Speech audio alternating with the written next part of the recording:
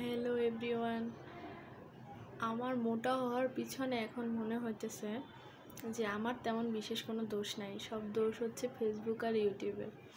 যাই হোক, ফান করলাম। কালকে রাতে হচ্ছে মানে ইউটিউব ঘাঁটতে ঘাঁটতে দেখি যে চালতা মরিচ লবণ দিয়ে এটা খাইতেছে। তো এটা তো আমার এখন দরকার লাগবেই, আমার খাইতেই হবে। তারপরে হচ্ছে আশেপাশে দোকানে খোঁজা শুরু করলাম, চালতা কই পাওয়া যায়, চালতা কই পাওয়া যায়। তারপরে অনেক খোঁজার পর একটা দোকানে 4টা চালতা ছিল। এক পিস চালতার দাম 20 টাকা করে বলে, পরে দরদাম করতে করতে তারা 15 টাকায় দিল একটা চালতা। তো আমি 2টা চালতা আনছি ওখান থেকে। চালতাগুলো প্রচুর কাঁচা, প্রচুর টক, কিন্তু কি আর করার, আমার তো খাইতেই হবে, আমার খুবই খাইতে ইচ্ছে করতেছে। তারপর এখানে আমরা একটু মরিচ আর লবণ নিয়ে নিছি। আমার ভাগ্নি পাশে বসছে, ও একটু খাবে। বাট এত টক ছিল, অনেক টকের ঠেলায় প্রথমবারে আমার মুখ থেকে পড়েই গেছিলো চালটা।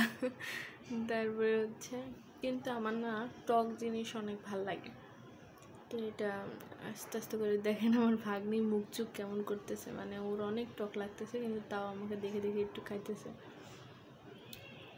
আমার না এই যে দেখতেছি আর রেকর্ড করতেছি, তখন আমার মুখে পানি এসে যাইতেছে যে আসলে অনেক মজা ছিল।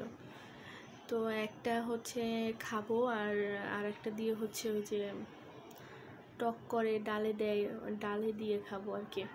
আমার টক ডালও অনেক মজার লাগে। এই চালতাটা পুরো বলে না, একটা পরিপক্কতাও আসে নাই, একদম কাঁচা।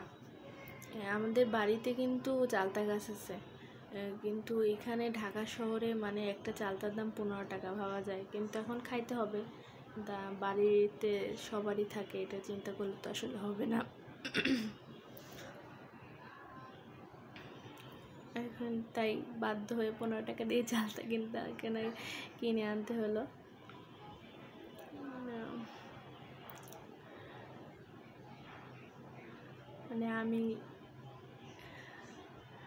আমি একাই মনে করেন যে 2-3টা চালতা খাইতে পারি, এরকম।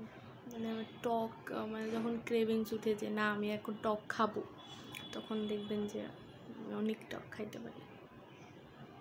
তো আমরা নিচেই বসে গেছিলাম।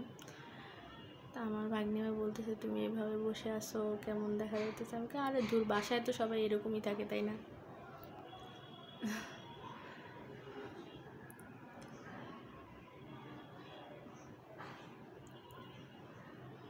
এই চালতার মাঝখানে